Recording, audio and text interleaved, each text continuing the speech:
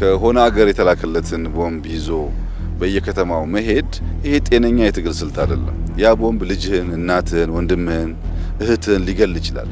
ጽምዶ ዛሬ የተፈጠረ እንዳይመስላችሁ።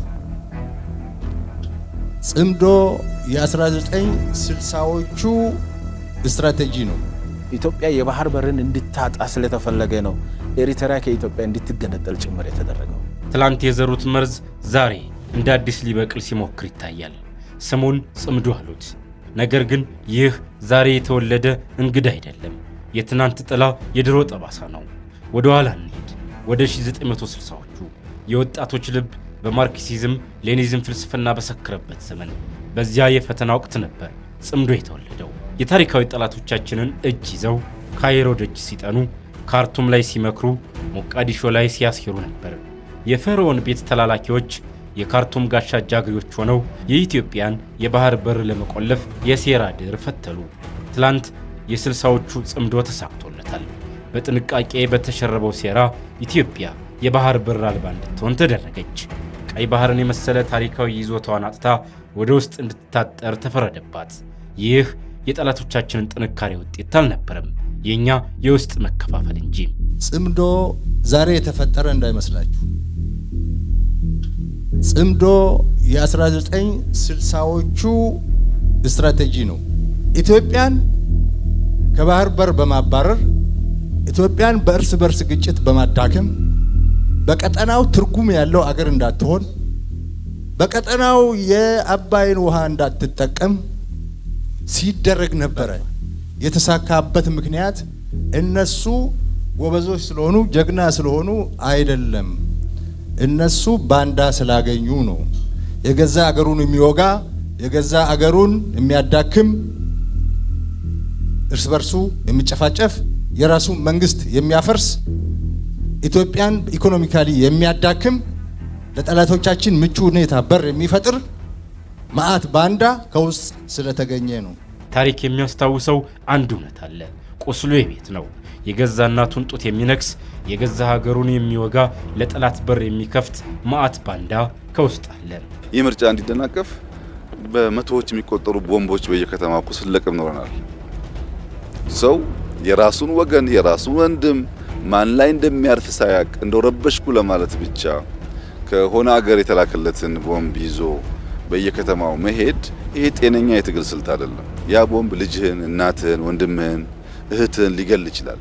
ጠላት ላይ የሚያርፍ አይደለም። ቦምብ ሁለት ጠላትና ወዳጅ ተብሎ በተለዩ ኃይሎች ድንበር ተለይቶ የምትወራወረው ጉዳይ እንጂ ማህበረሰብ ውስጥ ኳስ የሚጫወት ሰው ውስጥ ምርጫ የሚያደርግ ሰው ውስጥ የምትገባው ጉዳይ አይደለም። ምርጫው ውስጥ ማን እንዳለ ስለማይታወቅ እና ይህ አስተሳሰብ መቀረፍ ያለበት ይመስለኛል። ጠላቶቻችን የውጭ ቁስል ናቸው። ባንዳዎች ግን ከውስጥ ሀገርን ያደማሉ። ዓላማቸውም ግልጽ ነበር። ኢትዮጵያን ከባህር በር ማባረር፣ በእርስ በርስ ግጭት ማዳከምና በቀጣናው ተሰሚነት የሌላት የአባይን ውሃም ፈጽማ እንዳትጠቀም ማድረግ። ያልተሳካላቸው አንድ ነገር ብቻ ነው፣ አባይን በልባችን የመቅበር ህልማቸው። ያልተሳካው አባይን መገደብ የማትችል አገር መፍጠር ነበር። እሱ አልተሳካም። ዛሬም ያው ተውኔት ያው መድረክ ነው። ተዋናያኑ ብቻ ጭንብል ቀየሩ። ትላንት የነበሩት ጥላዎች ዛሬ በዘመናዊ ስም በዲፕሎማሲ ካባ በጎረቤት ምቀኝነት ታጅበው መጥተዋል። የውስጥ ተላላኪዎችን በወርቅ ሳንቲም ገዝተው ሀገር ለማፍረስ ቆርጠው ተነስተዋል። ጽምዶ ዛሬም በደጃችን ላይ ቆሟል።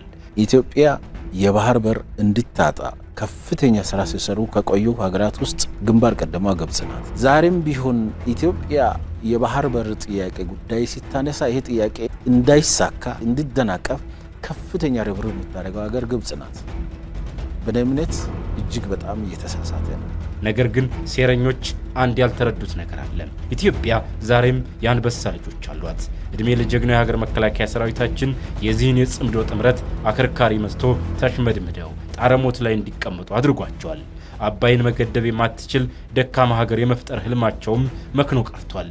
የባህር በር ጥያቄያችንም ቢሆን በዲፕሎማሲያዊና በሉዓላዊ መንገድ መመለሱ አይቀሬ ነው። ታሪካዊ ጠላቶቻችንና ምቀኛ ጎረቤቶቻችን ተቀናጅተው በዶላርና በዲፕሎማሲ የውስጥ ባንዳዎችን ቀጥረው ሀገራችንን ለማፍረስ እየሰሩ ያሉበት ወሳኝ ሰዓት ላይ እንገኛለን። የፈርዖን እጆች የውስጥ ባንዳዎችን እንደ ትሮይ ፈረስ እየተጠቀሙባቸው ነው። አባይን ገድበናል። የባህር በር መብታችንን ለማስከበር በዲፕሎማሲያዊ መንገድ ጀምረናል። የውስጥ የጥፋት ኃይሎችንም እየመከትን ነው። የፈርዖኖች የትሮይ ፈረስ ዛሬ በኢትዮጵያ ምድር ላይ ሊጋልብ አይችልም። ምክንያቱም ፈረሰኞቹም ሆኑ ፈረሱ የሚገቡበትን በር መከላከያ ሰራዊታችን በቁልፍ ዘግቶታል። በጫንቃው ላይ የፈርዖንን ቀንበር ተሸክሞ ኢትዮጵያን አርሳለሁ፣ የኢትዮጵያን ሰላም አውካለሁ ብሎ የምትመጣ ግሩፕ ካለች የመጀመሪያው ነገር